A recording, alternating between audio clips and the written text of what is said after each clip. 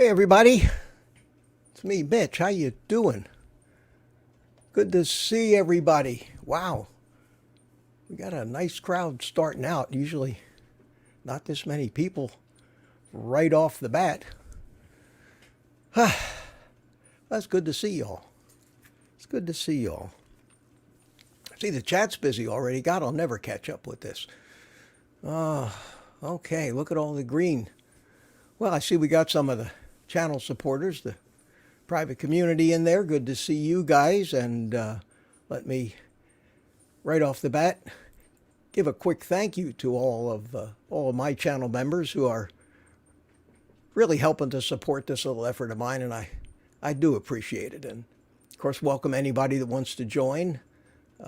We'd love to have you. We have a live stream on Thursday night. It's a private live stream where members can actually come in and get in a window like a Zoom call, and we can talk personally. And it's been a great time. We've had a great time. So anyway, thank you all. Thank you all for being here.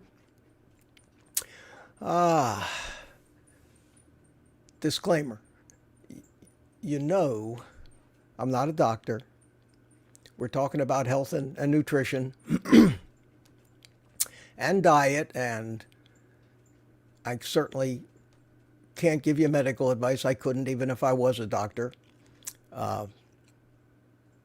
Everything I say is based on basically an experiment of one that I've done on myself, and I talk about my results and what it's done for me, and then we, of course, have everybody else saying all the great things that have happened for them. So I don't know if that constitutes a trial or not, but it sure is a lot of people getting a lot of benefit from living this lifestyle and doing this way of life. So enough disclaimer for tonight. Let's see, I got myself a list here of things that I want to open with, but before I do all of that, let me quickly, holy cow, look at all the people. You know what was really crazy, guys? I put up this video yesterday. I think a lot of you probably seen it, and of me walking around talking about what's happened to me and showing the charts and graphs from my digital scale. That thing, I don't know what happened. I don't know if I got plugged on some big guy's channel somewhere or what, but this afternoon, that video took off. I haven't had a video run like that in months, and I mean, it took off, and I have gotten close to 250 new subscribers from that video alone, which is a little scary. I mean, that's how it was the first couple months I was doing this. It was crazy fast, but it really slowed down, and today, all of a sudden, for some reason, and YouTube works in strange and mysterious ways, and I can't figure it out, and I doubt if anybody else can either. But it was very gratifying to see that happen, and I think that we probably are going to have a lot of new people, hopefully a lot of new people, who either think that they're going to check in tonight and have a good laugh seeing this old fart make a fool of himself, or may actually be entertained by this thing. Seems to be getting popular, and that's very gratifying to me also. So any of you people that have just discovered this little corner of the world that is the Old Guy Carnivore channel, welcome. Glad you're here, and I hope you find what we're doing refreshing, because if nothing else, I can tell you it's different. We are, seems like a different breed of people, and I've gotten to get to know quite a lot of you so far. It's really amazing. In fact, if you remember last week on the live stream, I played the channel trailer for a new channel called the Primal Timeline, Pete in Australia. Well, Pete and I, we had a video chat on, I think it was Google Meet is the new name. You can't keep track of these things. But yeah, he's here. Hi, Pete. How you doing? I see him in the chat.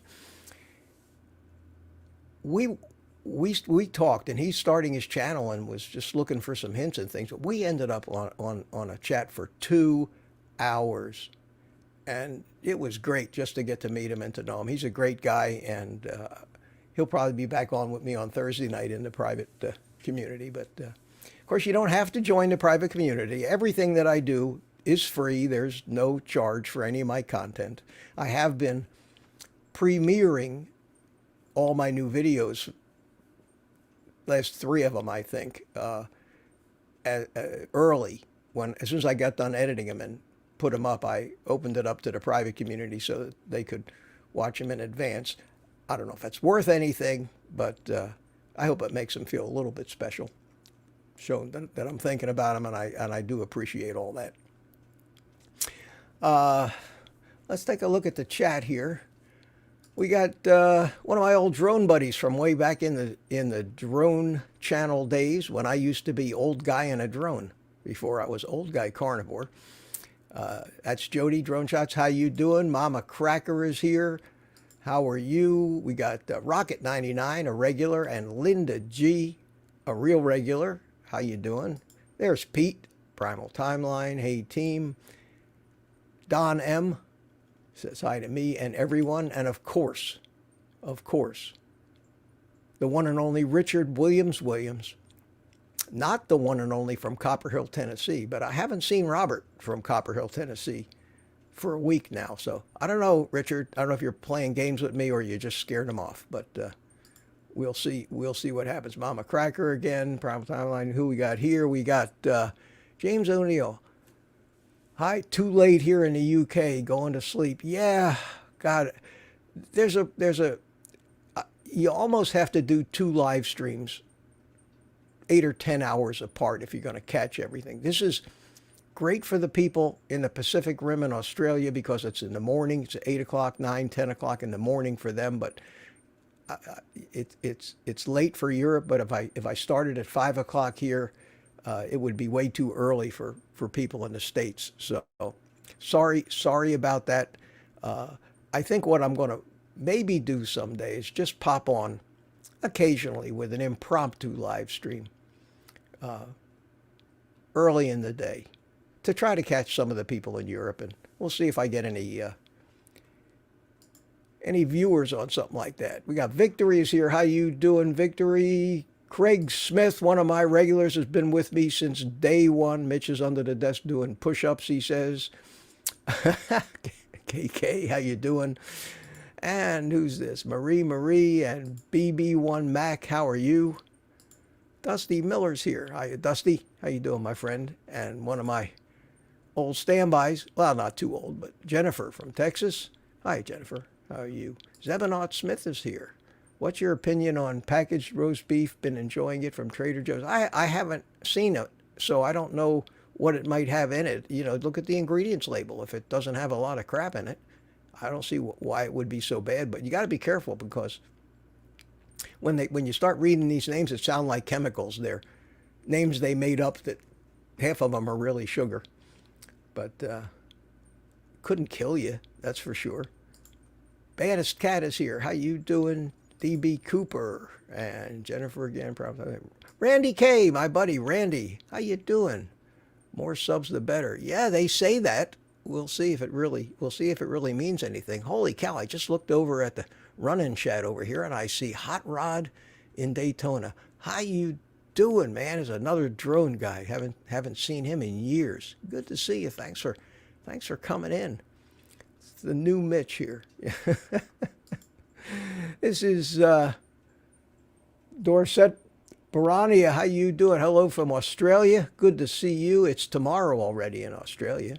United Carnivore in capital letters from Tampa Bay. You're over near my daughter. My daughter lives up in Trinity over there, so it's just north of Tampa. Let's see. Bags Pack Family, Jonathan. I think I got the name finally. Jonathan, Bags Pack Family. If you all don't know Jonathan, he's a fairly large, prominent YouTuber with a family that travels all over Indonesia and things like that. And check him out. Andrew H. Previously, what was it? Something y'all? I forgot already. Now you're Andrew. So you're going to have to stay, Andrew. CB Carmack, how you doing? Hi, young man. I love it. I love it when people call me young man. We have Texas Carnivore here. And who else? Jay's Crazy Cuts. Are you a barber? Might be. Hey, Mitch. Jason. Hi, Jason. That's the J, I guess, from Louisiana. Louisiana, man. How y'all are? How y'all are? That's what I think they say in Louisiana. And then we got Easy Rider. Easy Rider 4X. Hi, Mitch. Just finished a wonderful batch of pork rind chicken wings. Oh, man. That was a winner, that recipe. I'll tell you what, I've gotten more compliments on that, and it's something I want to talk about tonight because I got it on my list of things to talk about. I hope I get to it. We've done the wings and we've done the shrimp, but God, the suggestions that I've been getting.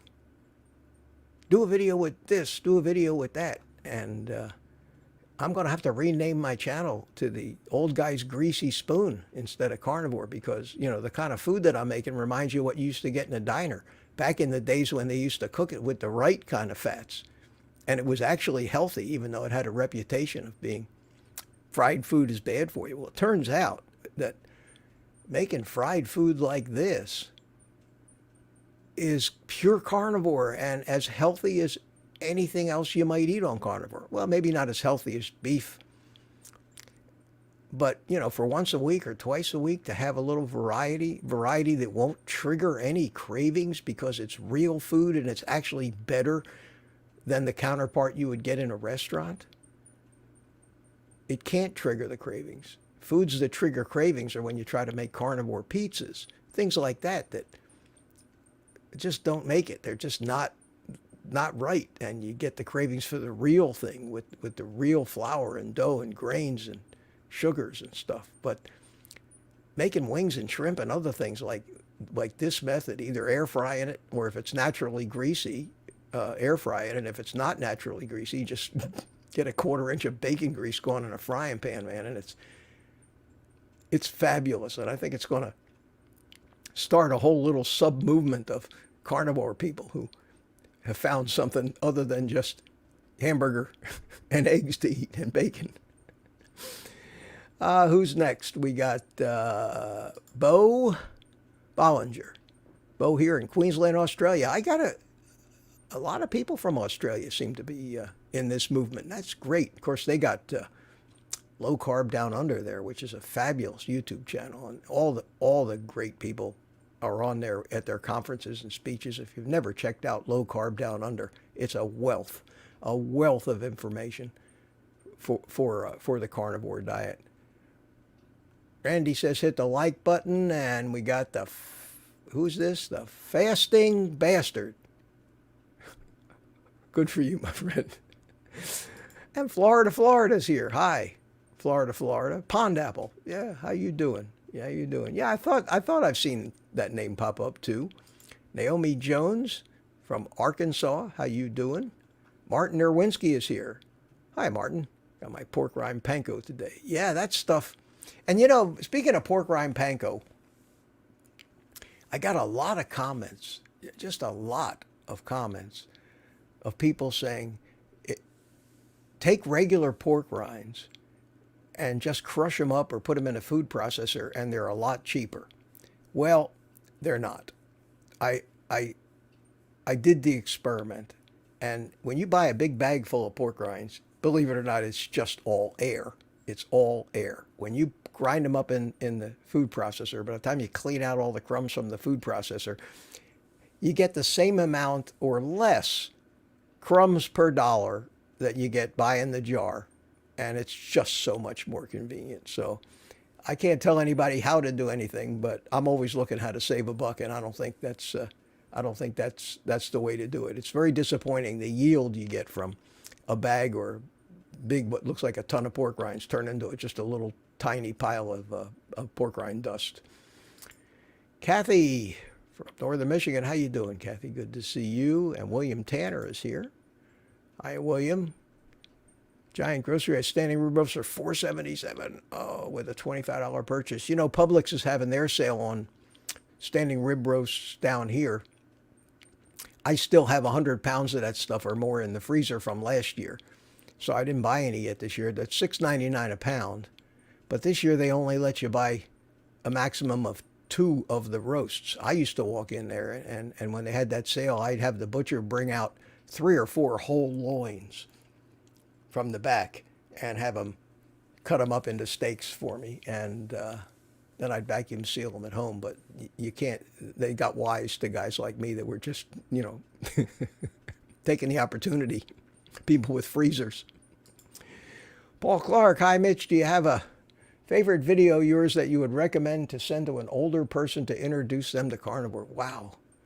I'm working on my 119th video in 4 months that I'm going to be releasing tomorrow. I'll tell you about it.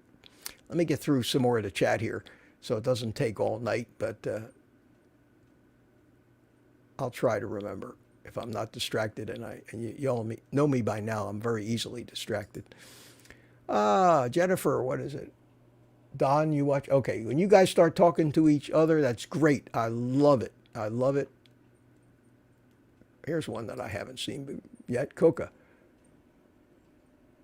Frost Pete is here. How you doing? Jim Pollock is here. Hello, Mitch. Just had the same thing with posts on Facebook, Instagram, and YouTube. Huge number of likes and subscribers. When I looked at their profiles, there's very little information or detail. Yeah, but these people they're watching these videos. I don't know who they are or what they are. I'm getting a number of comments that are saying, "Hi, just subscribed, new subscriber. I'm a so and so." They seem to be people that are in my demographic. But like I say, who knows what YouTube does? Sometimes they decide to just put videos out there to people that have never seen that channel. Hopefully they're people that at least have a history of watching health and keto or carnivore videos. But we'll see. We'll see how it shakes out. If I get a big run of trolls, I'll know that's what happened. But so far, it doesn't look that way. I found pork panko at Publix. Really? How much do they charge for it? I know you can get it for $10 or so at Amazon. Big jar of it. I found Publix. I love their stores, but they're not the cheapest. That's for damn sure. Jennifer, we got William Tanner, same here. Only 2 at that price. Yeah, 2 of the pork of the standing rib roast. And I think we're down to the bottom of the chat. I think Jennifer is the one. Wow, that's great. Also, Dr. Mary did a good presentation, history of the low carb diet. Yeah, low carb down under. Low carb down under is a terrific channel. Wayne Chase just chimed in. Greetings, Mitch, he says. Well, good. Greetings to you, my friend, and glad you're all here. Glad you're all here. Let me get my little cheat sheet. If you're new and this is the first time that you've been to my live stream or just found my channel in the past week or so, and you have a way to do it. I know a lot of people watching these things on TV don't have ways to chat or do anything like that, and then there's some people that just don't like to do that. They just like to sit back and watch. Rude YouTube, I just got the notification. Linda Price says, who knows? I put a community post out early this morning when I created the video, and people will trickle in. We're at 86 people watching now, which is a lot for this early, for 20 minutes in. So that's a good sign. If you're new and you've never seen me before and you don't know me,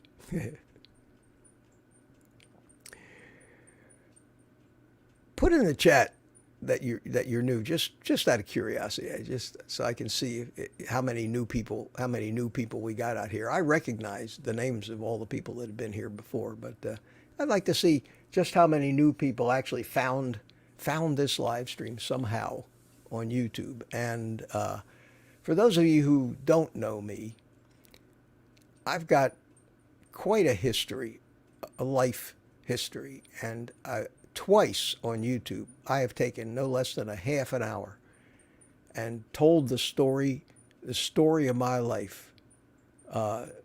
Greener Pastures is new.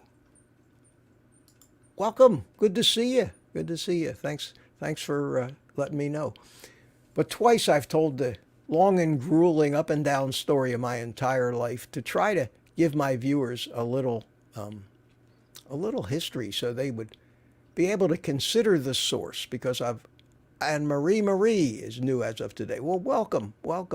Thank you so much. Glad to see you. I hope we can entertain you all. I've told the story of my life, my life in business, my ups and downs of being rich and broke 3 different times, and the story of my 50-plus year adventure of dieting and losing weight and gaining weight because I'm a terrible carb addict. And I've always hoped by being transparent and totally open about where I'm coming from and what I know and what I've studied, that when I do say something, people will consider that maybe this old fart knows what he's talking about. And ultimately, everything I've learned, I've finally, 16 months ago, put into practice when I went from keto to carnivore, and that's when the miracles really started to happen to me. And at 76 and a little over a half years old, I haven't done that since I was in grade school. How old are you? I'm 6 and a half, But I'll be 77 in May. I've never been healthier, in better shape, with a clearer mind and more drive and ambition in my entire life than I have now. And I've done a lot in my life. So those live streams are there.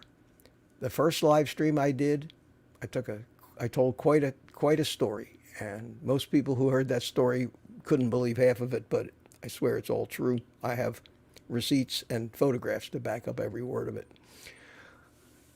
You might find it interesting. And if nothing else, I do want to be taken seriously here, because I really think that, like I said in that first video I put out way back when I first started, when I got the response I did, where I brought everybody to tears, including myself, that this whole adventure has been a new lease on life for me, and it's given me a sense of purpose that few people that get to my age ever have. Yeah, I still struggle in life, and I have the same problems everybody else does with inflation and all that other stuff. And I'm trying to do this and support myself a little bit, or support the channel at the same time. But that's not the main reason I do this. If there's a lot easier ways to take a lot less time to earn a lot more money than you can earn on YouTube. At least a guy like me can earn on YouTube. But any help that I get, people joining the private community, throwing me a super chat once in a while, buying a t-shirt. I got some great t-shirts, I was going to put one on. I like to wear them in the live streams, but I got the carnivore food pyramid. Anyway, they're on my website at oldguycarnivore.com. And I'll take a second here and show you the website and what's on it. This is my website. There's a lot of, I think, good information on this website. A little introduction to me. One of my earlier videos, cheesecake picture of me without a shirt on. I don't use them very much, but I was funny when I first posted that picture of me with my shirt off. That's when my channel took off, and I said, "Wow, I never thought I'd be a pinup star at my age, especially since I was always a dumpy-looking guy." And but now I've been working out, and for my age, I'm in pretty good shape. These are all the members of the private community. That list is growing, and I thank you guys. These are the t-shirts, and some of the members, some of the channel viewers have graciously sent me pictures of them in their t-shirts. That's Randy K, my man with the cigar, man after my own heart. That one says, take the rest of the day off and eat meat. we have sweatshirts. We have like 5 different colors available. There's another one with the take the rest of the day off, eat meat. But and that's me in my carnivore food pyramid shirt. And there's a link to the merch store, the t-shirt store on the website. They're fun, and you get tremendous remarks from people that you run into out there when you're wearing shirts like this.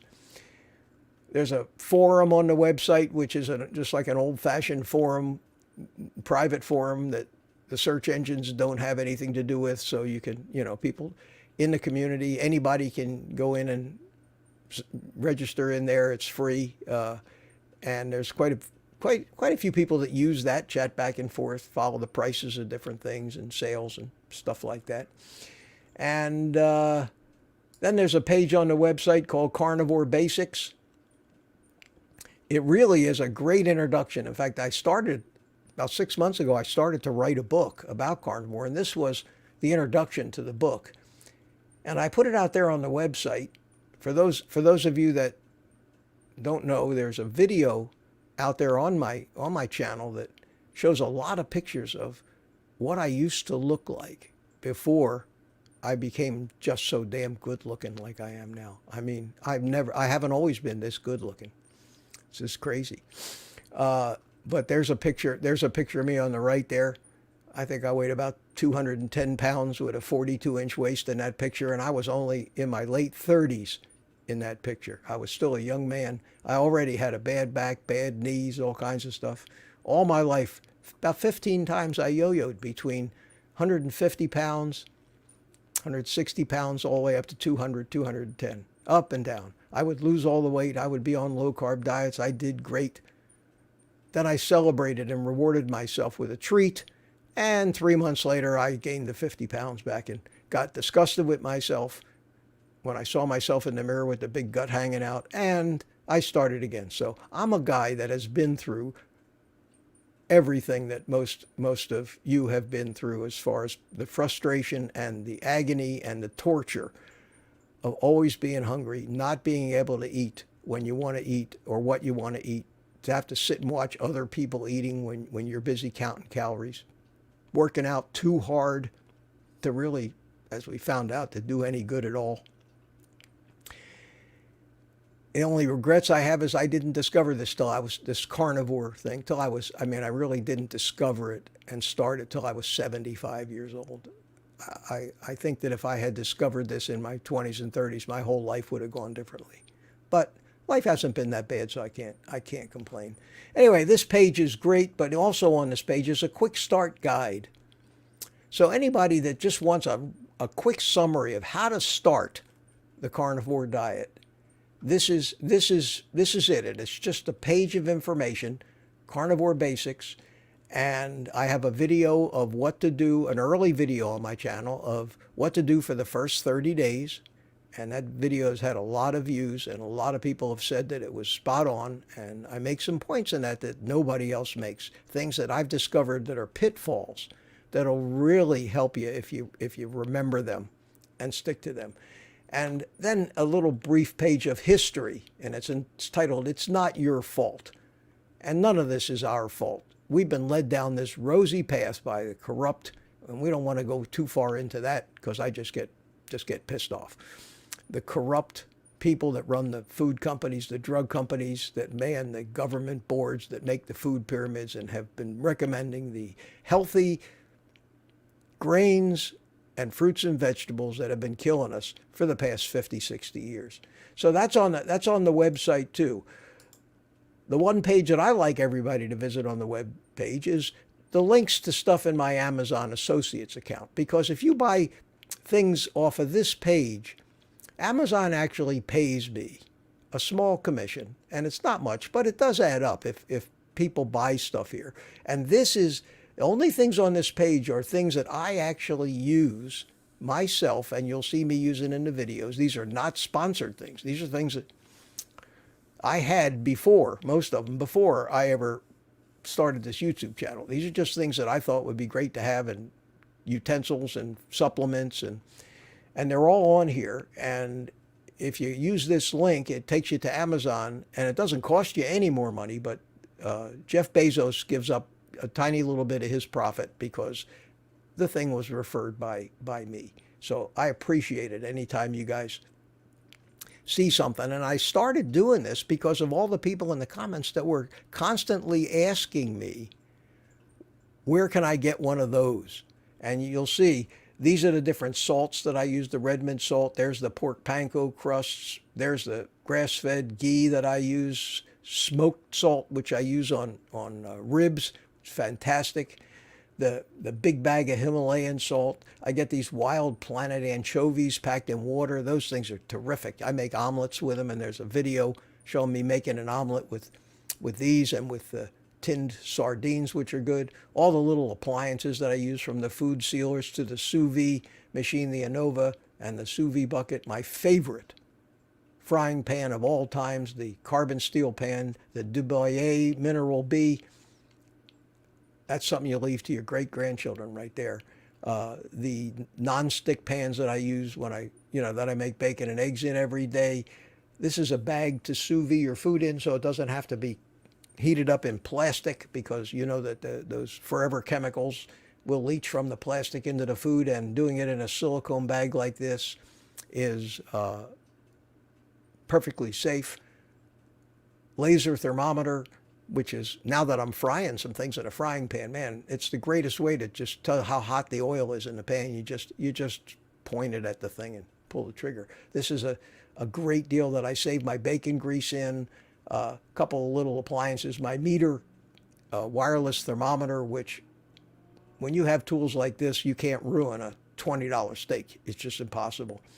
There's a little hamburger press I got, some other stuff, and these are my t-shirts, and I've had many questions about how I photograph my videos. There's a lot of people out there that make YouTube videos that are interested in, and I do some tricky little stuff in my videos that you may not even notice, but people, and I don't have a cameraman. I do everything myself. I dream them up, I photograph them, I edit them. I'm the talent, the producer, the director, and I can do those things because of these different cameras that I have. And so the links are in there. And I just did the thing yesterday with with the results of my digital scale, and this is the digital scale right here. It's a Renfo Smart. It's $43. That's it, $43, and it's incredible. And it's not as accurate as if you went into the hospital and did a scan, but it's pretty close to accurate. And one thing that it is accurate in, from day to day, the measurements will show you trends. And I have a beam scale, and the weight on that scale is accurate to 1/10 of a pound. So for $43, I treated myself, and I didn't regret it. Well, all that stuff's on my website. Enough of that. I don't want to do a 2-hour commercial here for you guys, but about Mitch, what is it? Okay, this video that's on my page about me pretty much says it all. It's a cool video. It took me a lot of guts to make this video and show some of the pictures in it that I showed, but it says, I wish I knew then what I know now. It's also on YouTube, and it's the one where I basically show the old pictures of my ups and downs. And there's a picture of me, if you can see it there, stuffing my face. It was 2 days before I opened my fish and chips and seafood restaurant in Orlando 20 years ago. Almost 20 years ago. No, 15 years ago.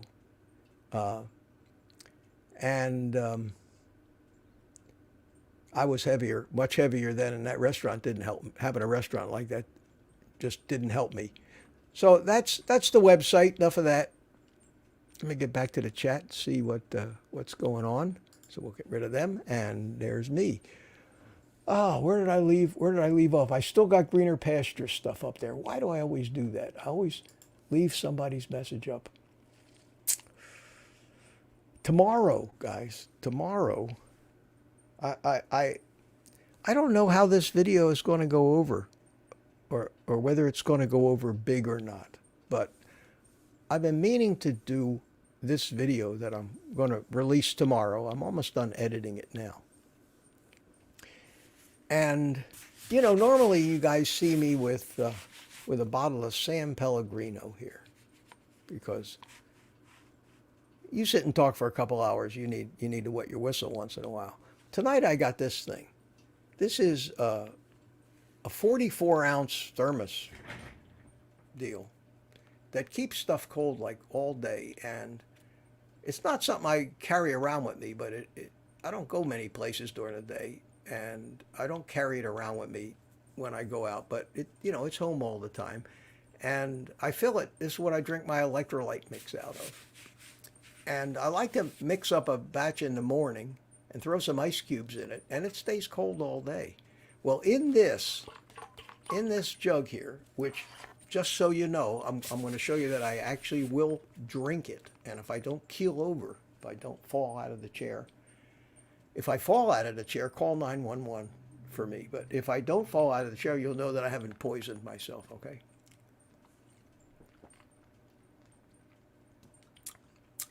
Now, the thing about that is that if I didn't tell you what was in here, and you took a sip of it, you would say, well, it's water. It's just water. But it's not. It's a teaspoonful of my first homemade electrolyte mix, custom tailored to the proportions of the different electrolytes that I've settled on after a lot of experimenting, with no sweetener, no flavoring, because been using these sweetened flavored ones, which I'm not happy that I've been drinking that stuff, and I've been trying to find an excuse to get off of it. But I made a video that showed from soup to nuts how I made this stuff, where I get the electrolyte powders that I use in the mix, the proportions that I mix it together, how I do it. It's very simple.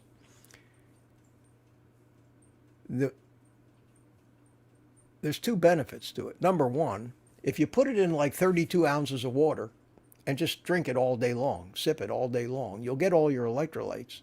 And in 32 ounces of water, you can't taste it. If you mixed it in 8 ounces of water, it would taste like salt water more than likely. But with this, so I'm going to mix a batch up in the morning, and I'm just going to, whenever I get thirsty, instead of going to, get a drink of water, I'll drink out of this thing. And that way I'll get my electrolytes. And each serving has got 500 milligrams of potassium, 400 milligrams of magnesium, a bunch of salt in it.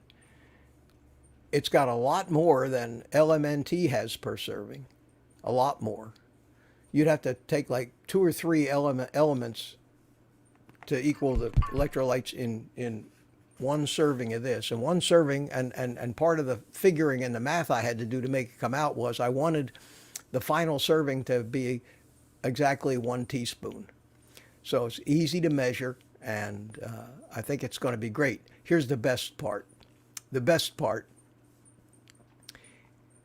is a couple thousand servings of this cost the same as a $48 Dr. Berg's electrolyte 100 serving jar. It's 1/10 the cost to mix this stuff up yourself. It's crazy. It's crazy. The stuff comes in 10-pound bags. You buy a big bag of magnesium citrate, a big bag of potassium chloride, and a big-ass bottle of fine Redmond's, not Redmond's, but the Himalayan salt, which has a lot of minerals in it too. So you're making an electrolyte mix that, and I probably just already spoiled the entire video, but I hope you guys like the video, and I hope, I don't imagine everybody's going to want to play junior chemist, but for those people that do, it's a way to make sure you have your electrolytes, which are really the only supplement I take, and save a ton of money doing it, because that stuff is just so expensive. Any of you people, and I have nothing against them, but if you ever, if you're buying Element and you don't want to have all the fruit flavors and the stevia, or and you can't get Dr. Berg's unflavored, if you want an unflavored electrolyte, so you're not getting all that stuff, the best way really is to make it yourself. So that's going to come out tomorrow, and we'll see how well it does. Be interesting to see how many people are really interested in a do-it-yourself electrolyte. Naomi Jones says Element is expensive. Yeah, it as $F $sign. That looks like a 4-letter word, Naomi. Yeah, do you have a giveaway tonight? Ann says, I never have a giveaway. Yeah. Greener pastures, thumbs up. Jennifer likes the idea. Rocket's dog likes Pellegrino water. That's cool. I like that. I see you guys are all chatting. Let me slow down here and take a quick look at what people have been saying. Oh, well, good. Okay, so that's going to be the electrolyte thing.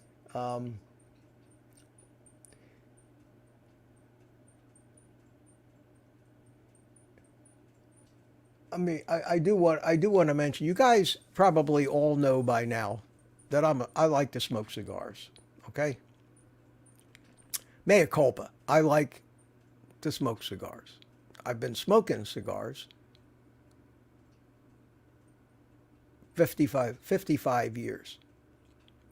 In all that time, I never smoked a cigarette or weed or anything that I've inhaled into my lungs. I can't. If I accidentally inhale any kind of smoke into my lungs, I will gag and cough my guts up. I just puff on them. I also don't run around with them clamped in my mouth all the time like a lot of guys do. The risks of any, as far as I'm concerned and in the research that I've done, if I thought that it was that harmful to my health, I wouldn't do it. My grandfather smoked 4 or 5 cigars every day of his life, and they finally killed him at 102 years old. Guys like George Burns, same thing. Finally killed him at 100. The oldest men that I know, the guys, the World War II vets, the Korean War vets, the guys that are running around 90, 95 years old, almost without fail, are cigar smokers. I've never met anybody in my travels. And one thing you may not know about me is that for a period of 4 years, myself and a partner owned a cigar company in the Dominican Republic called Silvio Palomino Cigars. And you can Google it and you'll see it. We closed it down when the FDA started regulating cigars. They made it impossible to stay in the business. But I was in the cigar business.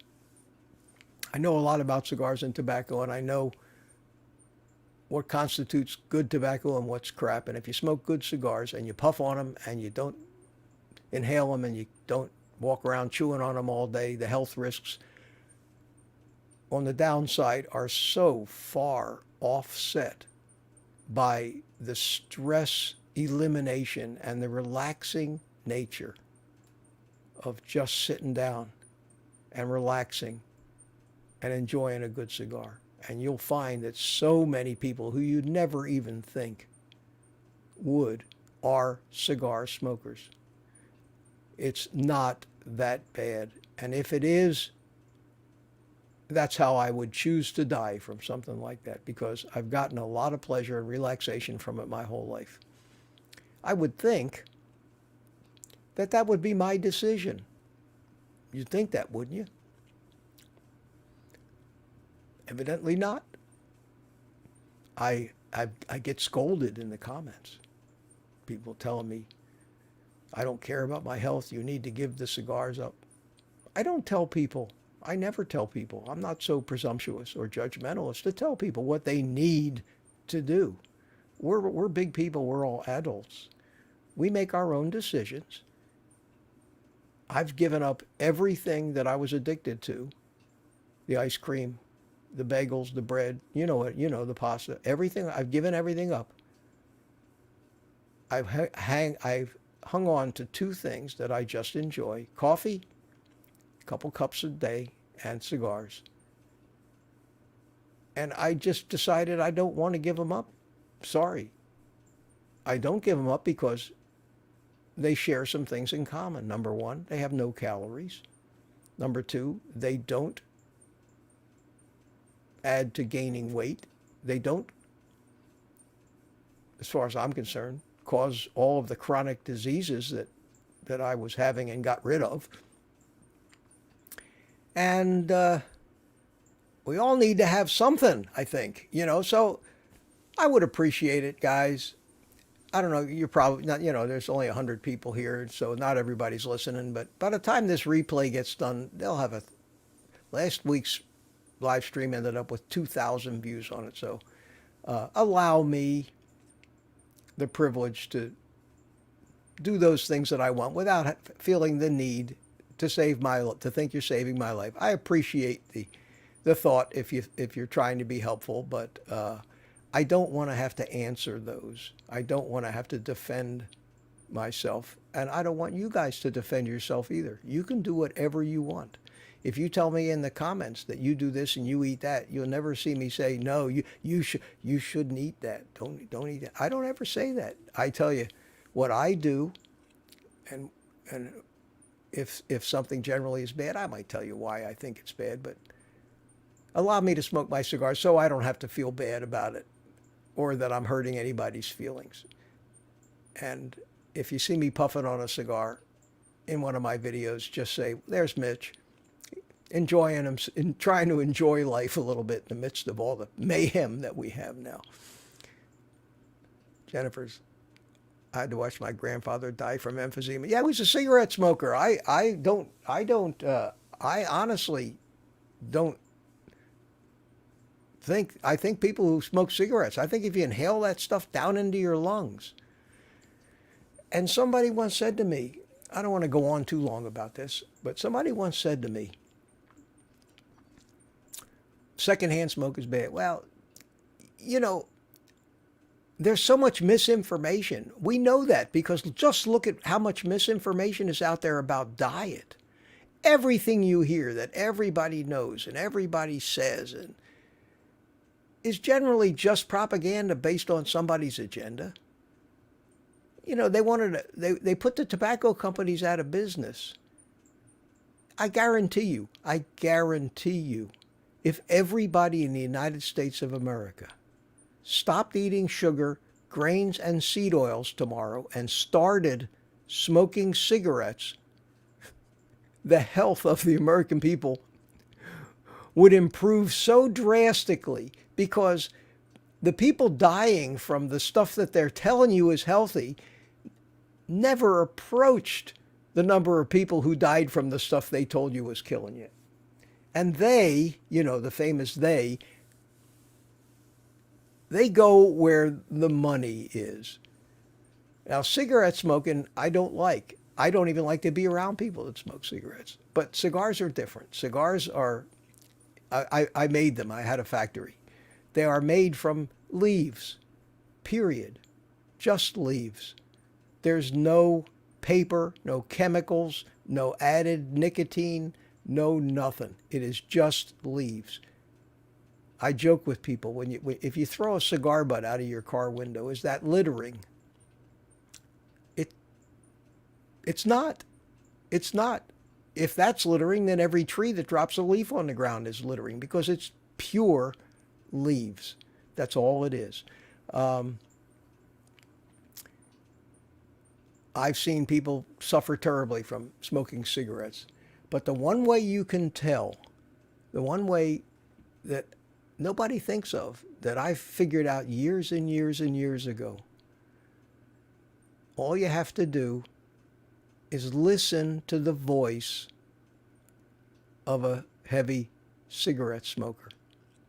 Because 50, 60 years of dragging that smoke across your vocal cords, and my mother was one of them, gives you that smoker's voice. My mother sounded like a man. Used to piss her off. She used to answer the phone, hello, and people would say, hello, sir, I'm calling from, then she'd hang up on them.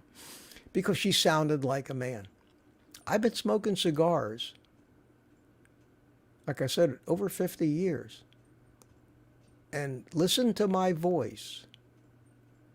My vocal cords have not been touched by that smoke. And that means to me that that smoke hasn't gotten into my lungs, because it has to go past your vocal cords to get there. And most cigar smokers that I know who didn't come up through cigarettes, their voices sound like non-smokers' voices. So, for what it's worth. Okay, enough smoking. I'm tired of talking about that. I just wanted to say I appreciate you guys that think you're helping me out by telling me that I'm killing myself, but if that's what happens, so be it. We're all going to die from something.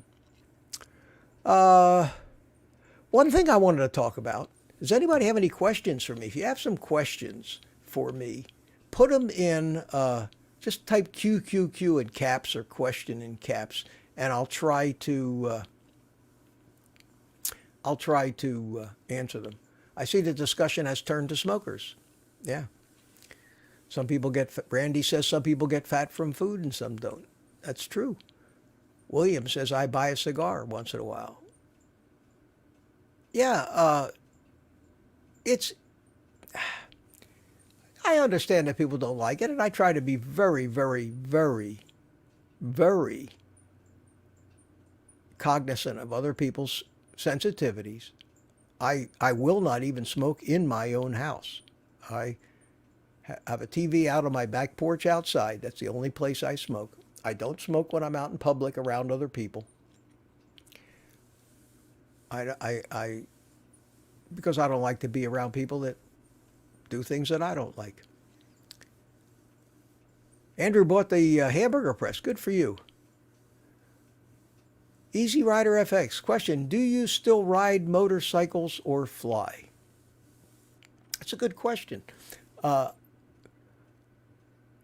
sold my last general aviation airplane about 10 years ago. I had my last one that I had that I owned was if any of you know airplanes, was a Belanca Viking, which was it was an older airplane. It was a gorgeous old airplane. But I've been flying so much all my life, and I had so many hours, and I owned so many airplanes and went so many places that, like anything else that you do, it gets to been there, done that. You can only, I must have flown from Orlando to Key West 50 times in a Beach Baron.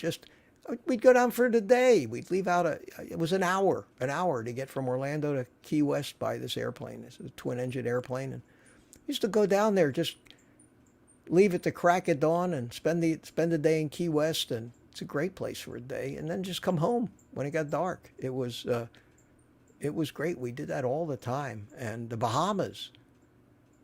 There was places there's an out island in the Bahamas called Cat Island in the Eleutheras, and they have a huge horseshoe-shaped beach called Fernandez Bay, and you can rent a house. And we used to load up, my wife and I and another couple in the airplane, and we used to fly to Fernandez Bay, rent a house, and spend a week out there. Where you had this entire beach to yourself. It was, what a getaway it was. It was great, and I flew all over that area. And after a while, you don't want to. You've been there, and you had enough of it. And I just finally decided after I lost my business and money got tight. I said that not only can't I afford to fly anymore, I don't even miss it. Same thing with boating. I had a big ass boat. I used to boat all over the place, and what a nightmare that thing was. Maintenance costs and it was huge and expensive, and so I did all that stuff, and none of it was all that fulfilling. And I think it told me about my life that I think I was looking in all the wrong places for fulfillment. With me, it was always the bigger toy. I enjoyed all that stuff. I don't regret any of it. I wish I had all the money I spent on that stuff now, but I have the experiences, and I mean, after all, when you get old, that's what you have. If you did nothing all your life and you get older, you say, "Wow, I wish I had done something." There's nothing, and I'm fortunate in that respect. There's nothing in my life I haven't that I wanted to do that I haven't done.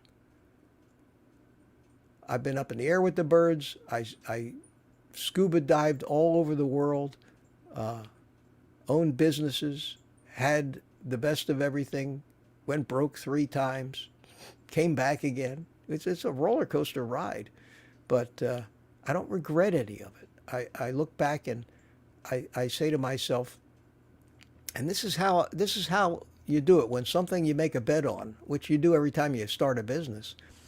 When you make a bet on a business, and it's a bet, it's gambling, and there's always losers, and a lot of times you lose because the arena that you're playing in just changes so drastically that what worked yesterday doesn't work anymore. And that was certainly true in the technology business, and it was certainly true when I was a home builder back in the 80s, and the whole economy went to hell. Uh, when the tsunami hits the shore, I don't care how good a swimmer you are. Waves like that are too big; they kill everybody. And you know, right place, wrong time, I guess. I don't know. But I look back and I say to myself, and this is the reason that I keep my sanity and I don't agonize myself to death. I say, you know, every decision that I ever made in my life, at the time I made it, given the information I had, seemed like the right decision because none of us can foresee drastic changes in the economy or the direction of things going. You could have owned the largest slide rule manufacturing company in the 1950s. People don't, there's no need for slide rules anymore. The world has moved past that. So that was the story of my life, and I don't regret it. And yeah, so I don't regret flying. Sometimes I still have my pilot's license. And there are times and I live 4 miles from an airport, and there are times when I say, you know what I ought to do? I ought to just drive over to the airport, grab onto a flight instructor, rent an airplane, go up, fly around a little bit. And then I never want to do it bad enough. Okay? Motorcycles, I've had motorcycles all my life. I have a motorcycle sitting out there right now, a big, beautiful cruiser. 109 cubic inch Suzuki Boulevard C109RT. Once a month I take the cover off of it and I ride it around the block to keep the motor running and everything. I just, from the minute the first teenager got the first cell phone and his first car, things got so dangerous because of distracted drivers that I'm too old at this point in my life to risk breaking every bone in my body. So no, I have it, and I don't want to get rid of it because I like having it, but I don't ride it hardly at all. So those days are gone, and I've accepted that. There are things, when you get older, you just don't do anymore. All right, that's a long answer to a short question. Do you use heavy cream or coffee, Mitch? Heavy cream in your coffee? No, I don't. I got off of all of the dairy, all of it. When I was on keto, and this was the thing in keto that was, I think, that sabotaged my diet. I would buy heavy whipping cream, and I'd buy these frozen blueberries at Aldi, and they come in a 3-pound bag, and I had one of these little Magic Bullet blenders. And I would take and I'd fill the blender cup full of the frozen blueberries, and I'd pour the whipping cream in there, and I'd make blueberry ice cream. And I've told this story before, but it was my downfall. And for any of us that think we're strong enough to overcome addictions, I'm living proof that we have no control over our addictions. They do things to us, and I've tried to explain why, what the biochemistry of it is and the psychology of it is, and how Our subconscious works us like puppets when it comes to getting what it wants, which is why it always seems like a good idea at the time. And when you're done, you always ask yourself the same question. What the hell was I thinking? Well, the problem was you weren't thinking. I would swear up and down. I was ready to buy a little safe that I could put in my freezer with a time lock on it. So once I put the bag of blueberries back, I couldn't get to it till the next day. But that's a little far-fetched. So I'm just going to have this one little thing of ice cream, just a little treat. That's all. And then I'm not going to touch those blueberries again. And I had the one little thing, and I finished it, and almost unconsciously, I'm back making another one. And then I have the second one, and then I said, Jose Mama's retracting a lot of messages. Why? What's the matter? At any rate, I don't know. And I'd have another one. And before I knew it, the entire 3-pound bag of frozen blueberries was gone. At least after the second one with the cream in it, I would just fill the cup full of just blueberries. And I would eat the whole bag. And then I'd be disgusted with myself when I was done, having eaten 3 pounds of friggin' blueberries. And it sabotaged my diet. And I learned, I finally learned, a couple of blueberries, and I'm off the rail. Just like an alcoholic who might be sober for 5 years and have 1 thimbleful of alcohol is into the whole bottle. It is an addiction that strong for a lot of us, and I think a lot more of us than want to admit it. I think that everybody who can't control their weight or their sugar consumption is a sugar addict. Because if you ask any of them if they want to lose weight, if they want to stop eating the junk, they all tell you, yes, desperately, but they can't. So if you're a person that thinks, that has a history, and I have a hell of a history of not being able to control my addictions.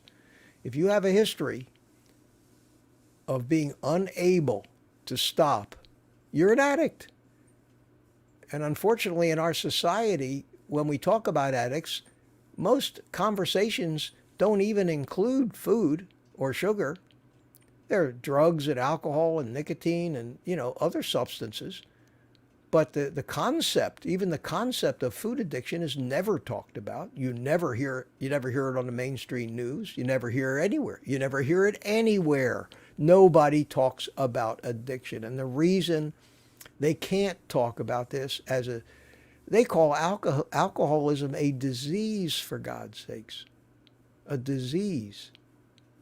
Well, if alcoholism is a disease, then food addiction is a disease. And you hear all the weak arguments about it. You hear them say, how can it be an addiction? You have to eat. You'll die if you don't eat.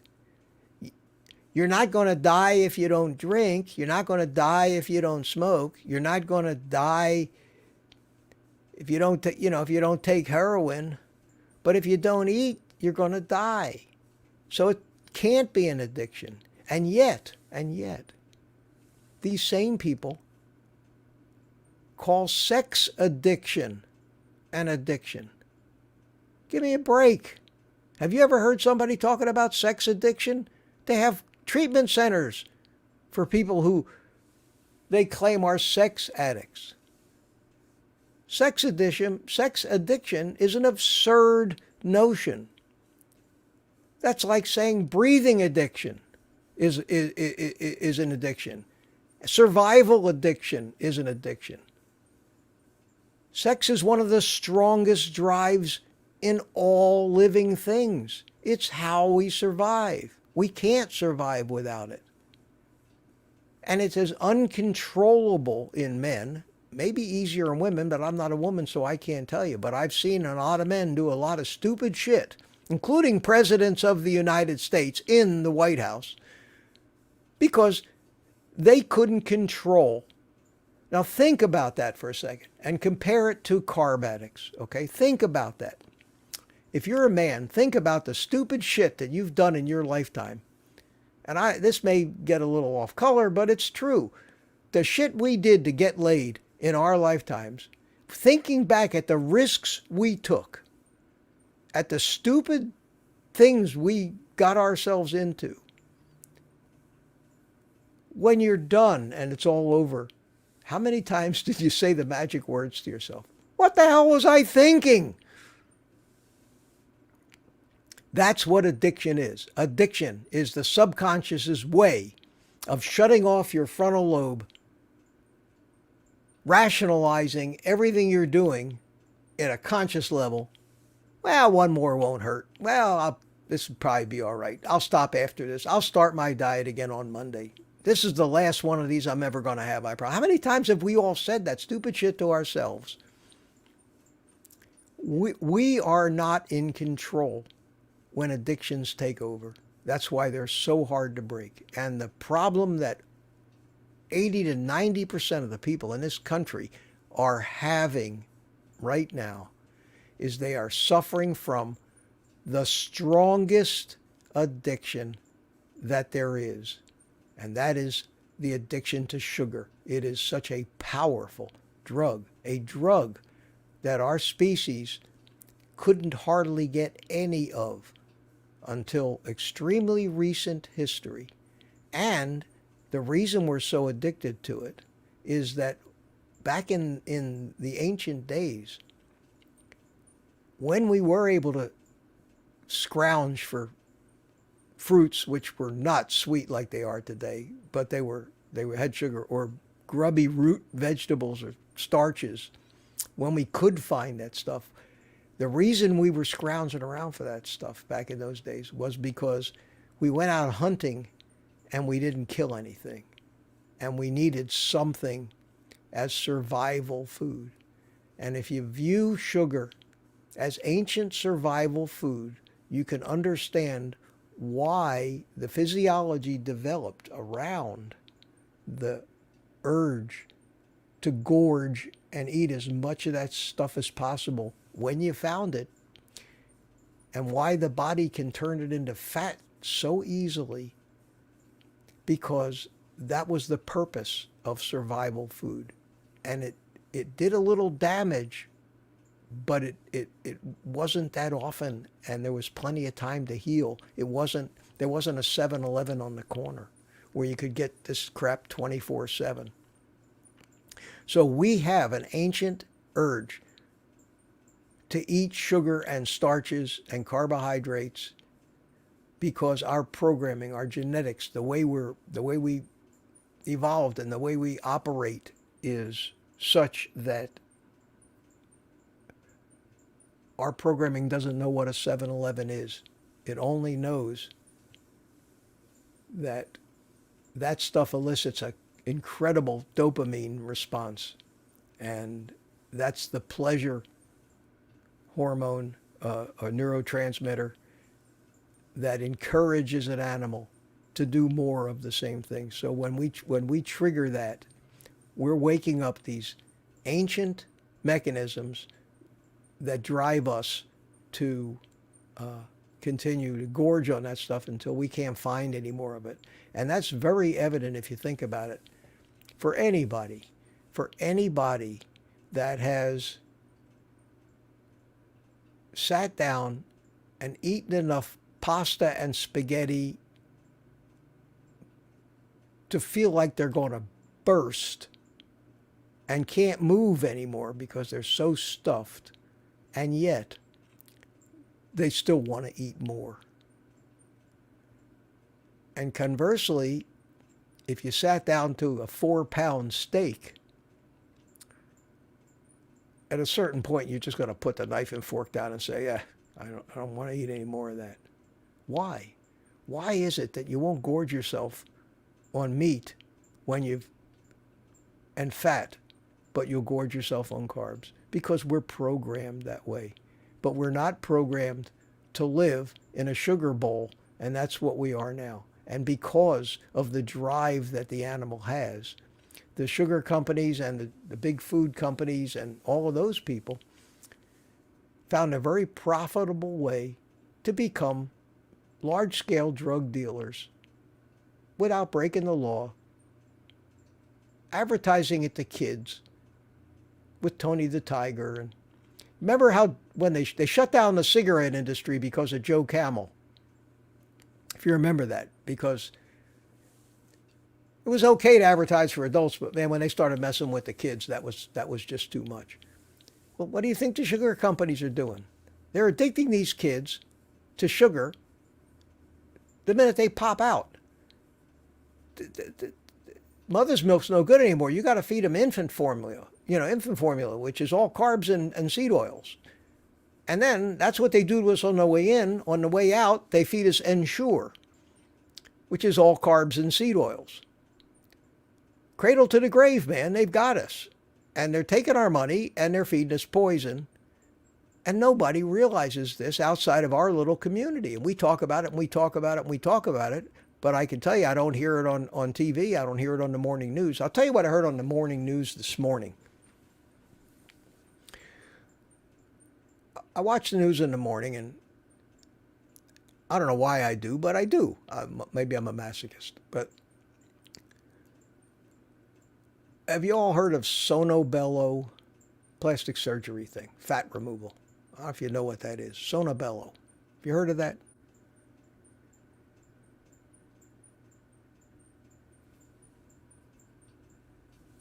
They get some 30-something-year-old woman wearing a tiny little panties and, skimpy little bathing suit. She's got her stomach just hanging out over the top of her bathing suit. It's horrible to look at. And then they show another picture of her in that big stomach that was hanging out over her belly, over her waistline, is now half the size of it was, but still not, not something that most people would call really attractive. And they tell you that if you're tired, if you can't lose this stomach, you come to us and we can get rid of it with our fabulous techniques, and you'll get rid of it once and for all. Well, that's a friggin' lie. I don't care how much fat you have cut off you. More of it's going to grow back to replace the fat, and you probably end up worse off and misshapen in the process. And that's what happens to most people that have these kind of surgeries. So I watched that. William McCartney says, preach. Yeah. I love to rant. Boy, I'll tell you, you get me started on a good rant, I'll just keep going. I constantly keep an eye on my viewer count. If I see it starting to drop off, then I say, well, maybe people aren't interested in this. But the Sona, yeah, here, Florida said, isn't Sonobello that ruined the abdomen of top model Linda Evangelistic? She was disfigured. Yeah, they disfigure people all the time. But it's incredibly expensive surgeries, and, people care that much about their appearance. Most people, the only reason they want to lose weight is for their appearance. They don't care about their health, which is really sad. But they don't want to, wasn't it Billy Crystal doing his Fernando character that says it's better to look good than to feel good? Yeah, a lot of people live that way. So anyway, I get done with this ad, and I'm just disgusted, and I'm yelling at the TV. Well, not really yelling, but I'm going, oh, it just keeps getting worse. And then the first news story, the very first news story that comes on is a headline that says, eating fat. A new study just released shows that eating fat absolutely causes heart disease, strokes, and every other bad thing. Like the one that came out last month that said that eating red meat causes diabetes from Harvard. Another. That's the headline. Now, we all know that if we eat nothing but fat and meat, we all got healthy. We got the opposite of heart attacks and strokes. We have things that we've had all our lives that cleared up. We have arthritis that went away. We have digestive diseases, serious ones like Crohn's and ulcerative colitis. Troll alert. Easy Rider 4X says troll alert. So who is this? Who is this Jose Mama? I don't know who that is, but we're gonna stop that nonsense. Okay. YouTube's doing a good job of hiding that. Now, let me see what they were saying. Oh, he was just saying the last message he just said true. He said true. Why did YouTube hide that message?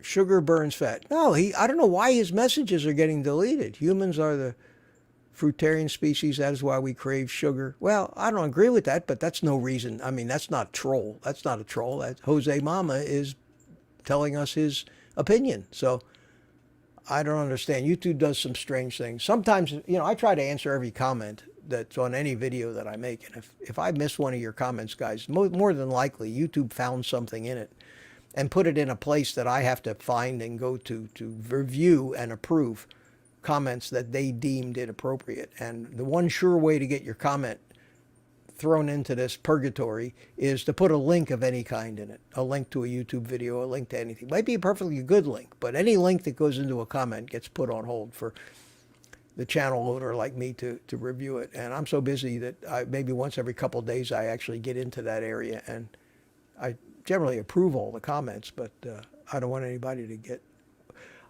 William says, I was talking on the fat issue. Yeah, so they were talking, thank you, William. I need somebody to rein me in every once in a while. They were talking about this, the fact that fat is now that dangerous. And we all know that that's the healthiest thing you can be eating is animal fats and animal meats. And it's cured everything. It's cured our bowel diseases. It's cured our diabetes. It's cured everything, even macular degeneration, even mental disorders get better, dementia, Alzheimer's. All of these things happen because we are slowly poisoning ourselves. These aren't even diseases. They're not diseases in the regular sense of what that means. They're not like a bacteria invades your body and makes you sick. These are interruptions to our normal metabolism, our normal chemistry.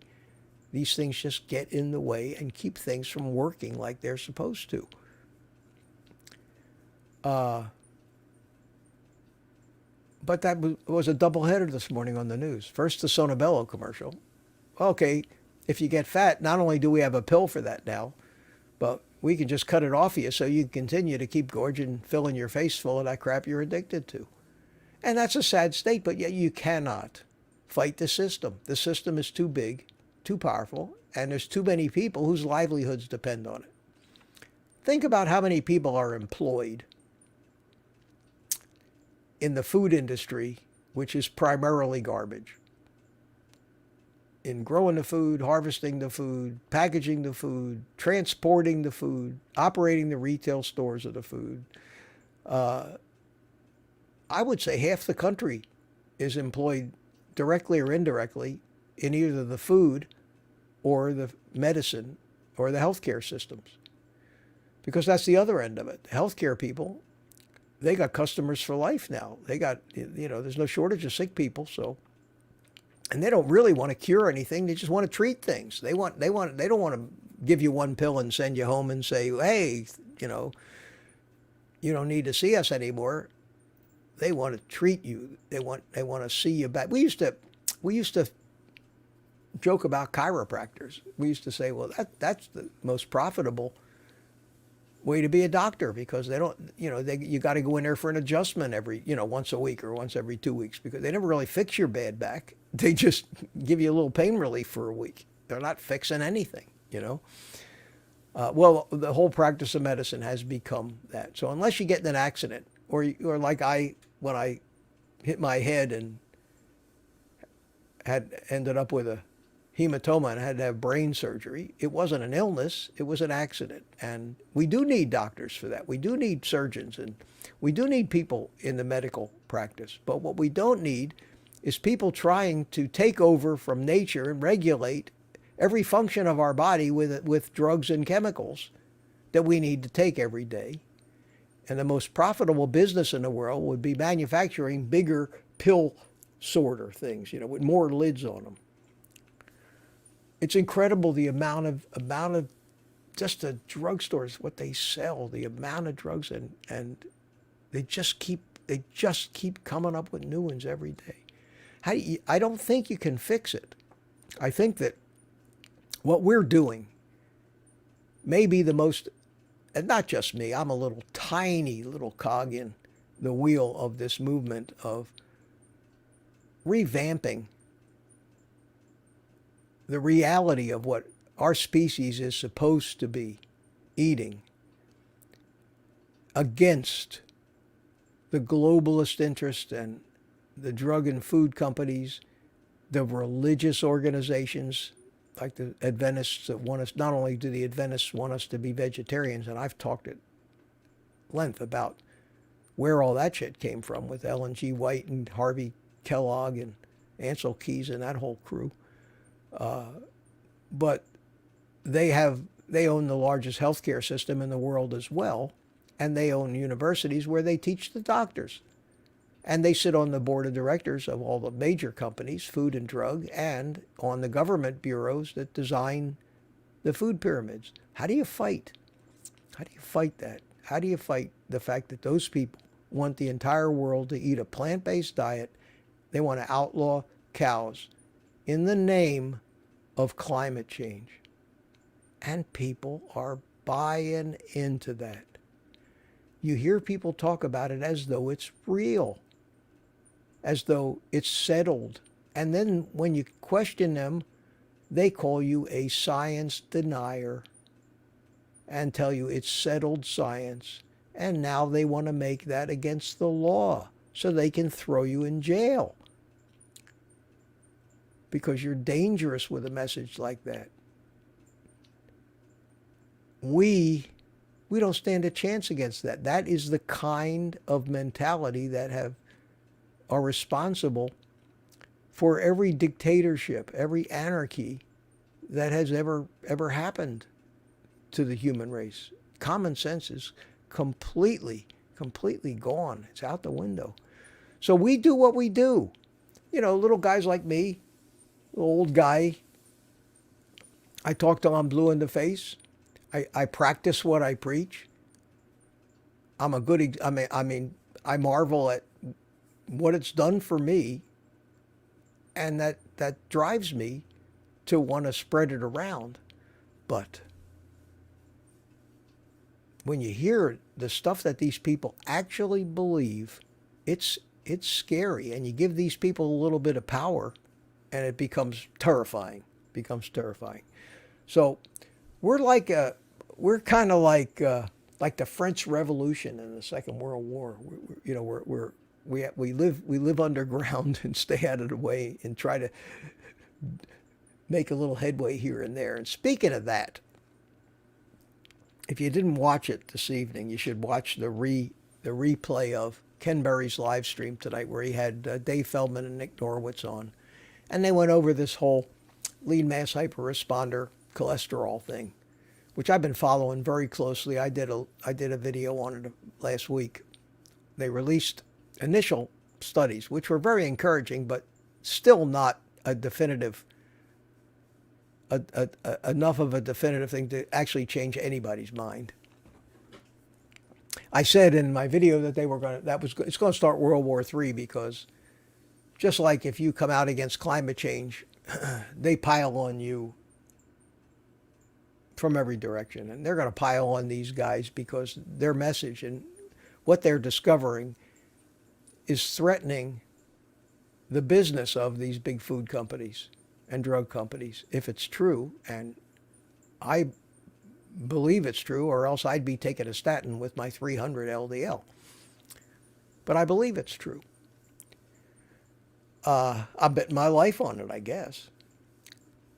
And if I start having chest pains, I'll rethink things. But so far, I feel great.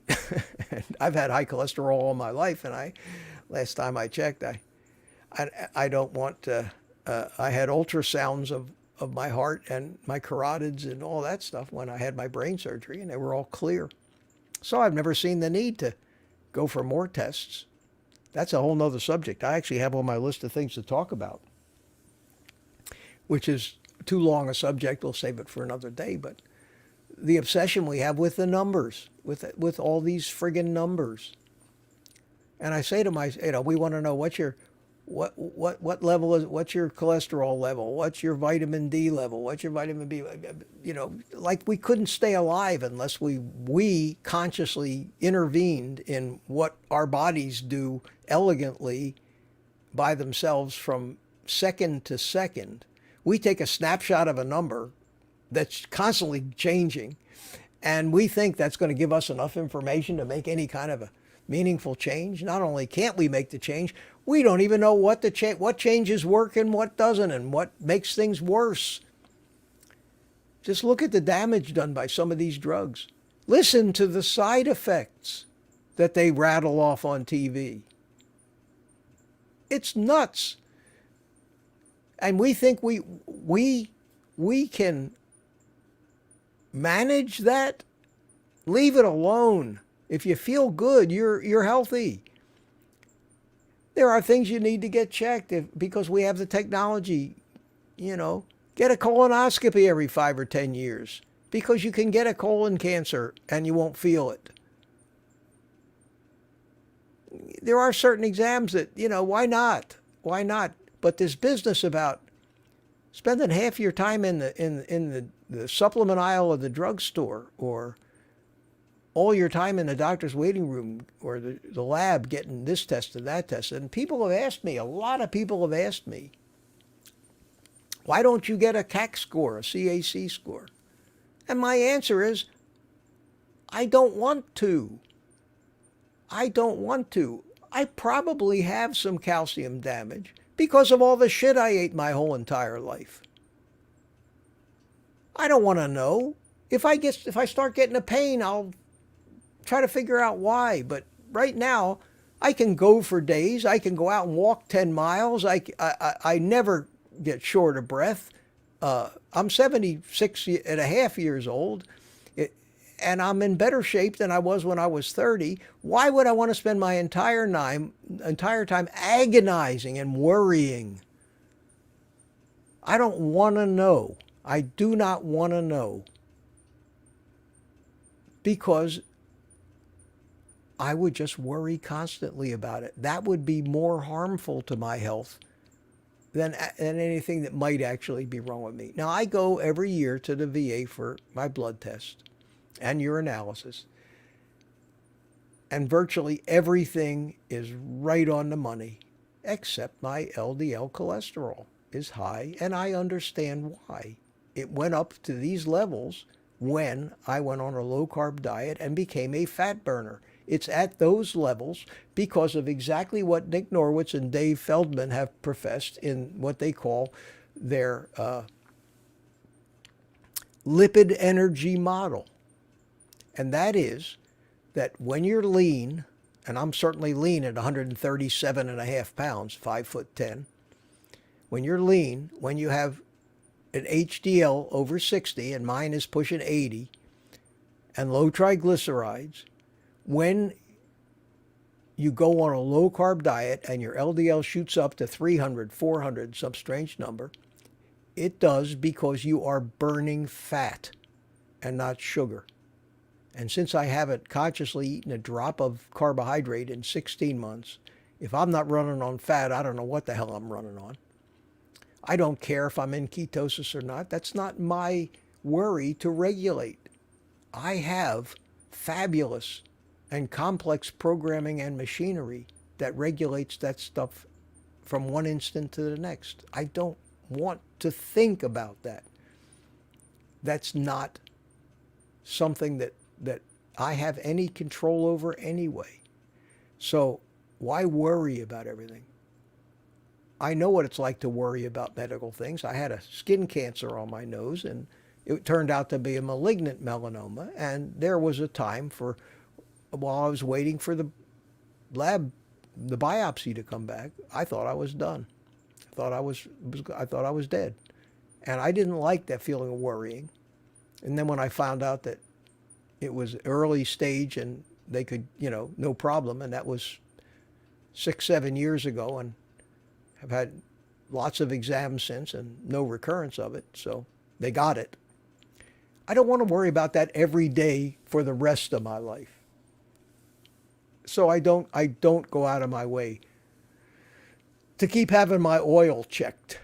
That's just my decision. If you're different, if you have to know everything that's going on in you, if you're going to worry anyway about it, yeah, have it checked, and that way you'll find out there's nothing wrong with you, more than likely. But I'm not that kind of guy. I don't want to know certain things. Just don't want to know. I know the basics. I know my basic blood work. I took the time and energy to learn and understand exactly why my LDL is the way it is. I think I finally taught my doctor why.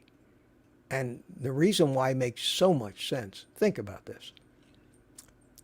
And it's a simple concept. You're burning fat when you're on a carnivore diet. Your primary fuel is fat, which is, I think, the preferred metabolic state for a human animal. To be in ketosis most of the time. It's why babies are born in ketosis. Our machinery works much more efficiently burning the fats than it does burning the sugars. The sugars burn like a flash in the pan. The fats burn like a candle, slow and even and steady. That's why oil lamps, you didn't find sugar lamps. You had oil lamps back in the old days. If you're a fat burner, every cell in your body needs that fat. It has to be delivered. It has to get there. The only way things get around the body, basically, except for some, like the vagus nerve and some other things, is the bloodstream. So you can't transport fat in the bloodstream because the bloodstream is aqueous. It's water-based. The only thing you can transport directly in the bloodstream are things that are water-soluble. And you've all heard of water-soluble vitamins and fat-soluble vitamins. Well, the fat-soluble vitamins and the fat that our cells burn for fuel can't be carried by themselves in the bloodstream. They don't dissolve. They will all just clump up and you'd be dead in a minute. And that's where lipoproteins come in. They are like boats. They are like delivery trucks. And you've all heard this explanation. These lipoproteins are made in the liver, and in the liver they're filled up full of all the fat-soluble shit. Not just cholesterol, because that's a fat, but triglycerides, which are broken down into free fatty acids that are used for fuel by the individual cells. The free fatty acids, the fat-soluble vitamins, and everything else that is fat-soluble and not water-soluble is loaded into these little delivery trucks. And these little delivery trucks, which are the lipoproteins, of which LDL is one, are sent out in the bloodstream. And the bloodstream is like the highways. Well, if you're a sugar burner, the highways are pretty empty because the fuel is being carried by the blood itself, just dissolved in the blood. The blood hits the cell through the GLUT4 transport, it just takes in the sugar and voila. But not so with fat. With fat, it's got a docking bay, like a warehouse. And the lipoprotein attaches, and the cargo, the fats that are in that lipoprotein, are then drawn into the cell. If you're a fat burner, and all your fuel is fat, it makes sense to me that your highways, which is your bloodstream, are crowded with delivery trucks. Doesn't that make sense? And the delivery trucks leave the liver as what they call VLDL particles, very low density lipoproteins, and they're full of mostly triglycerides, which are the fuel. The cholesterol is kind of like a building material. It's not a fuel. It's used to make cell walls. It's used to insulate the myelin sheaths of the interconnection between brain cells. It's used for all kinds of things in the body. Without it, we would be dead in a minute. But the VLDLs are big lipoproteins, and they empty out of their triglycerides pretty fast, and they get smaller. They shrink down, and they become LDLs. Well, there's an IDL step, intermediate, but they become LDLs. And mostly, they don't have many triglycerides left in them anymore. They have a higher percentage of cholesterol, and that's what they call LDL cholesterol, LDL-C. And since your cells are demanding all of this fat from the liver, and the liver is sending out all these delivery trucks full of fat, it makes sense that when these delivery trucks get rid of their load of fat and get smaller, that you'd have more almost empty delivery trucks running around, and that's LDL.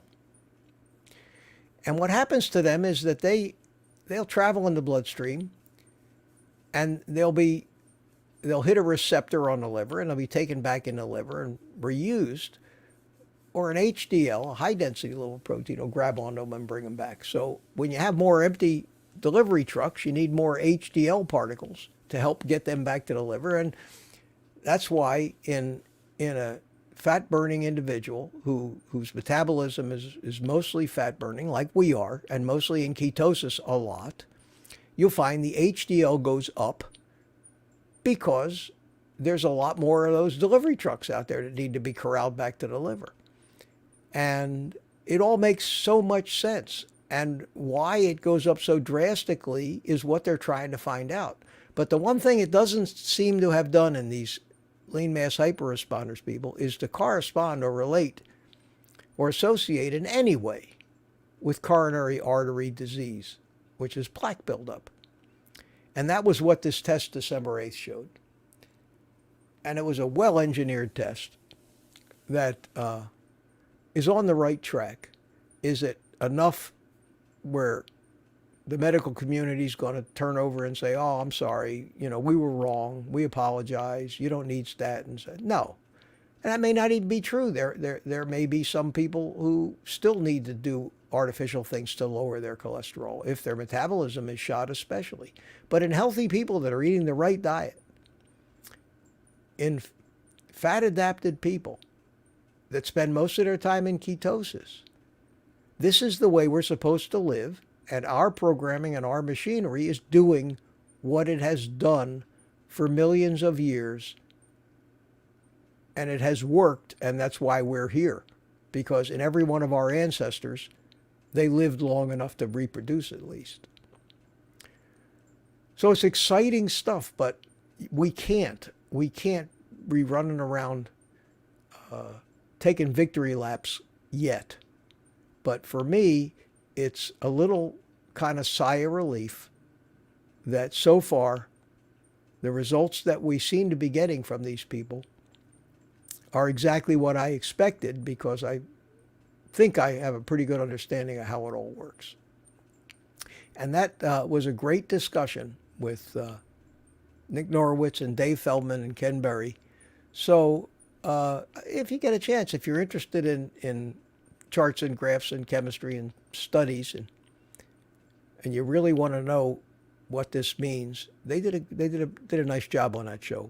William McCartney says the powers that be will never admit they're wrong. Of course they won't. Most people don't realize that the American Heart Association has already admitted they were wrong about saturated fat.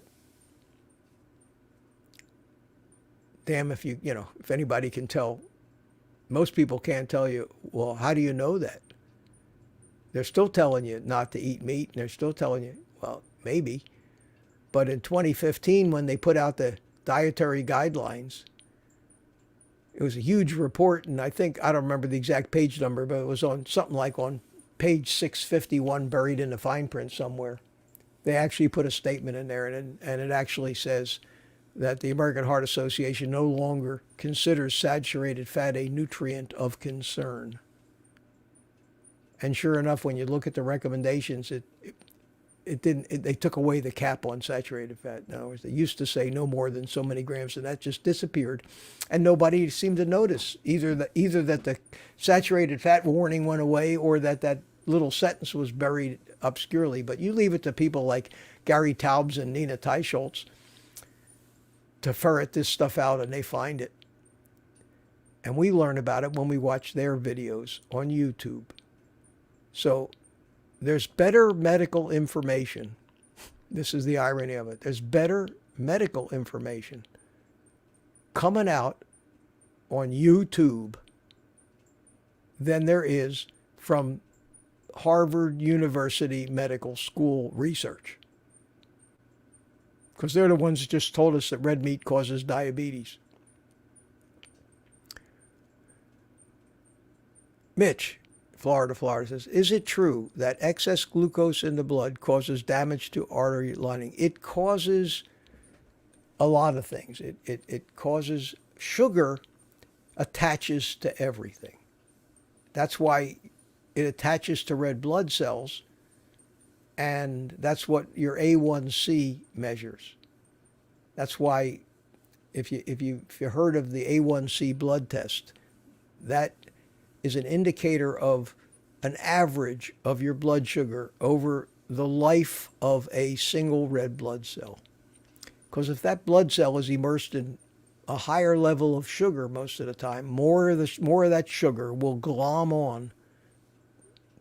glycate the red blood cell. And when you measure the amount of sugar that's on a red blood cell, the more it's been immersed in sugar, the higher that'll be. And those levels tell you if you're a diabetic or not. We should be measuring insulin, but most people don't even think about that. But yes, it also causes, these things also are inflammatory because they're they're damaging things, they're glomming onto things, and that's inflammation. And the body's immune system reacts to try to help get rid of these things that are getting in the way, and that's inflammation. And it's the inflammation that appears to be the precursor of the heart disease, not the lipoproteins, because the lipoproteins are dispatched to the site of this inflammation. Just like when you cut yourself, the whole area gets red, all kinds of stuff goes to that area, to macrophages to eat up the germs, and the immune system responds and sends the cholesterol to try to patch up things that might have started to leak.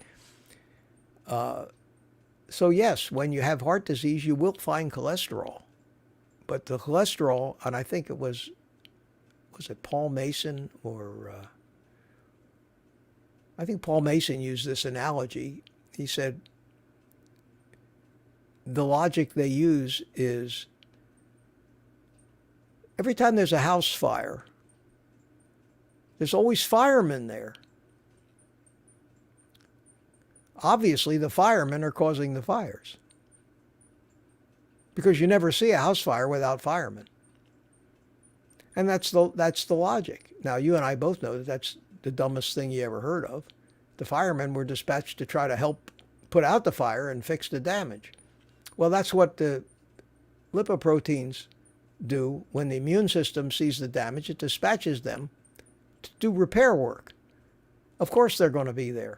They didn't cause the injury, though. And everybody knows that. Listen, the stuff that we know, we're naive if we think that they don't know all that stuff too. They also know that that stuff gets in the way of them making the kind of money they're making, so they do everything to quash it and make sure that it becomes labeled as misinformation. And that's why you almost can't believe anything that anybody says anymore about anything, especially politics. And it's all just politics anyway. Guys, it's 9:45 already. Let me look and see if there's anything on my list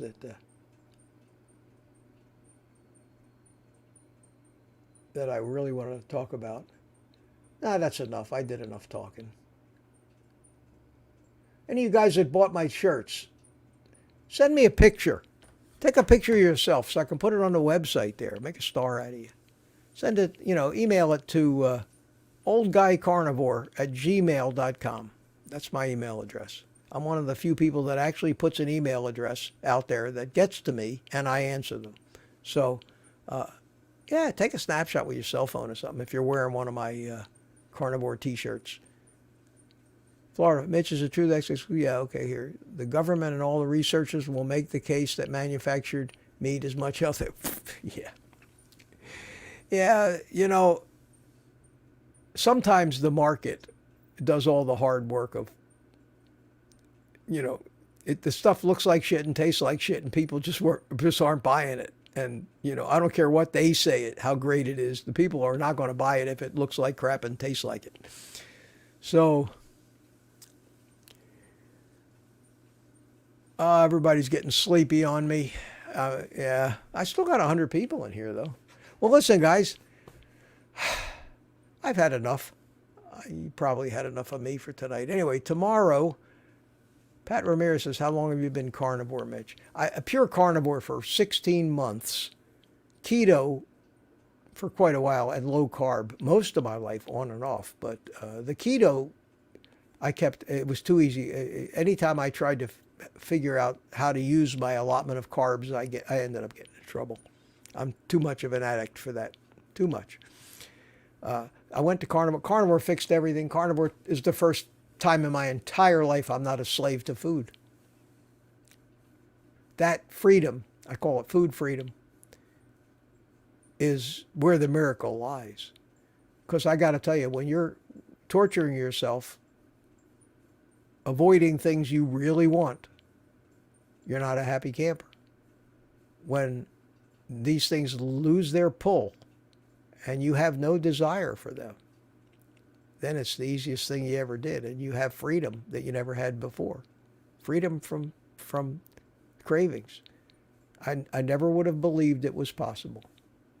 I never, ever would have believed that I would be sitting in front of a microphone someday saying that I truly can say I could care less about that stuff that I would kill for, that I would get up at 3 o'clock in the morning, get dressed, get in my car, and drive to the all-night drugstore for ice cream, things like that.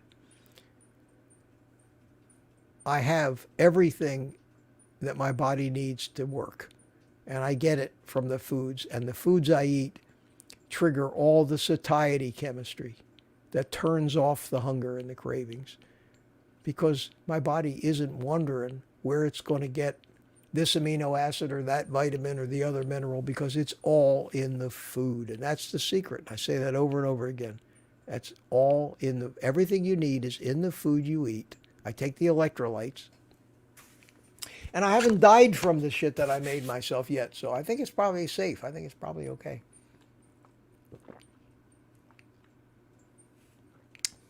It doesn't even taste salty. Wow, that's terrific. What else we got? Summertime says, have a good one, good night. 6-year carny, had to get off all myself off sweeteners. Yeah, that's it. Even the sweeteners. There's a whole another speech involved about why. And it has to do with something called the cephalic phase response. Very briefly. You walk by a bakery. You smell it. Your subconscious says, sugar is going to be coming here pretty soon. Let's get ready for it. So all the chemistry, a cascade of things starts happening to prepare yourself for a big dose of sugar. And the main thing is a big shot of insulin in your blood. And we know what insulin does. It forces blood sugar into the cells, lowers the blood sugar level, which then gets too low. You get hypoglycemic, you pass out, and you could die. Because when you just walk by that bakery, odds are the sugar will never come. But the sugar, when you put something in your mouth that tastes sweet, your body knows for sure it just got sugar, because that's what the sweet taste signals. So it dumps all this crap in your blood, all this insulin and everything. But then that sugar isn't there. But the insulin is. And your blood sugar goes down and you start feeling like if you don't have sugar, you're going to pass out. So you end up gobbling up all the sugar anyway, and you end up going on a binge. Because you were trying to have the sweet taste without the sugar, and your body doesn't know how to deal with that. It only knows how to deal with sugar. Comes after the sweet taste or the sweet smell. So we're sabotaging ourselves with these artificial sweeteners, not to mention whatever damage those chemicals might be doing to us in a lot of other ways. And yet, we still can't stop doing it. We have to have that sweet. I haven't tasted anything sweet other than that electrolyte drink that is a little bit sweet for a long time, and now I'm not even going to do that anymore. And I don't think I'm going to miss it, really. Anyway, let me bring up a little music. You guys like that music?